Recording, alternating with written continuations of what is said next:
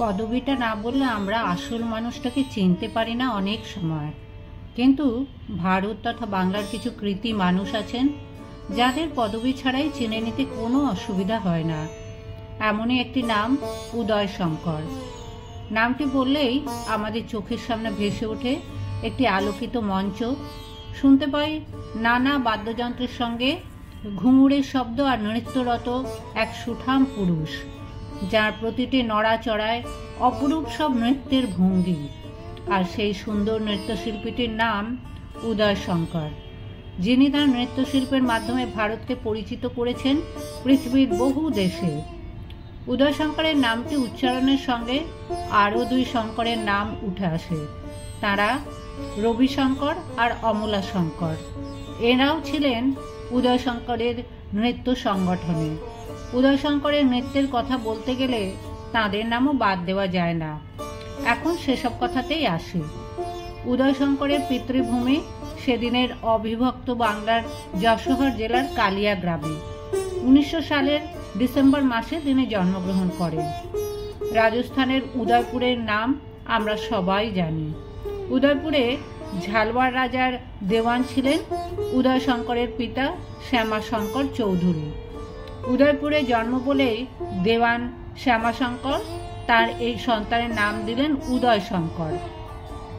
উদয়শঙ্করের প্রথম জীবনের শিক্ষা শুরু হয় কাশীতে। এরপর তার পিতা তাকে ভর্তি করেন বোম্বাই, বর্তমান মুম্বাই শহরের আর্ট কলেজে। এখানেই পাঠ শেষ হতে উদয়শঙ্কর চলে যান লন্ডনে। সেখানে তিনি ছাত্র হিসেবে শিক্ষা শুরু করেন রয়্যাল কলেজ অফ আর্টসে। নৃত্যশিল্পে শিক্ষিত হওয়ার ব্যাপারে উদয়শঙ্কর এমনই আগ্রহী ছাত্র ছিলেন যে তিনি 5 বছর ধরে যা শেখার কথা মাত্র 3 বছরে সেই শিক্ষা কৃতিত্বের সঙ্গে শেষ করে ডিপ্লোমা লাভ করেন। শুধু পরীক্ষাতে উত্তীর্ণই হলেন না, রয়্যাল কলেজ অফ আর্টস থেকে পুরস্কৃতও হয়েছিলেন। রাশিয়ার নৃত্যশিল্পী আনা পাভলোভার তখন খুব নাম। তার সঙ্গে নৃত্য প্রদর্শন করা মহা সৌভাগ্যের কথা।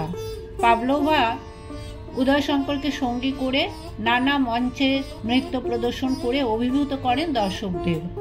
কারো সাহায্য না নিয়ে তিনি তার দেশ ভারতের 2টি বিষয়কে ভিত্তি করে 2টি নৃত্য রচনা করেন। বিষয় 2টি হিন্দু বিবাহ আর রাধা কৃষ্ণ।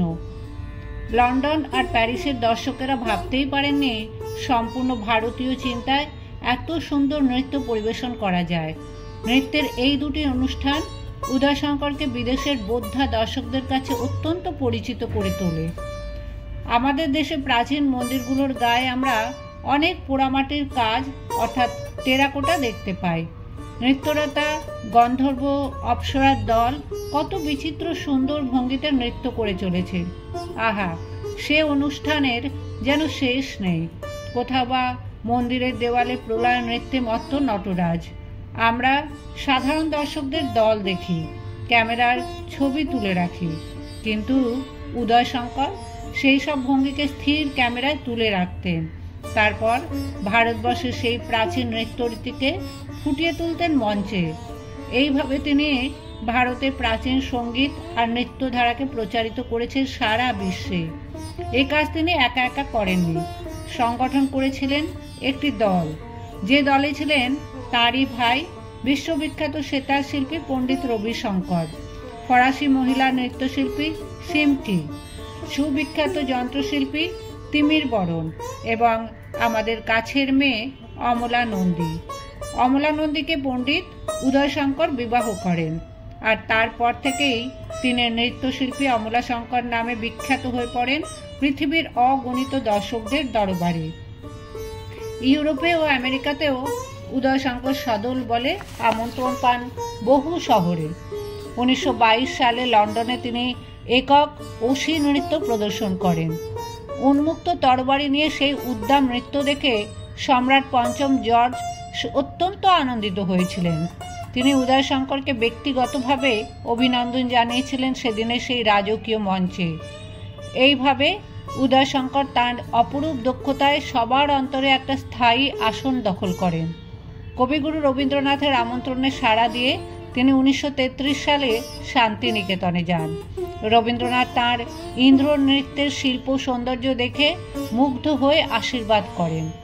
তিনি আমাদের মহাকাব্য রামায়ণকে যথেষ্ট শ্রদ্ধা করতেন, আর সেই শ্রদ্ধার ফলস্বরূপ তিনি রচনা করেন রামলীলা নামে এক নৃত্যনাট্য, যা তাকে অমর করে রেখেছে।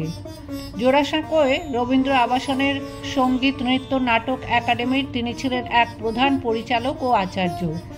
উদয়শঙ্করের এক অত্যাশ্চর্য কীর্তি শঙ্কর স্কোপ, যার মধ্যে দিয়ে তিনি সিনেমা ও মঞ্চে অভিনয়ের আস্বাদ রেখে গেছেন উৎসাহী দর্শকদের জন্য। ভারত সরকার তাকে পদ্মভূষণ উপাধি দান করে সম্মানিত করেন। বিশ্বভারতীর দেশোত্তম উপাধিও তার প্রতিভার এক উজ্জ্বল স্বীকৃতি। 1977 সালে এই শিল্পী ইহলোক ত্যাগ করেন।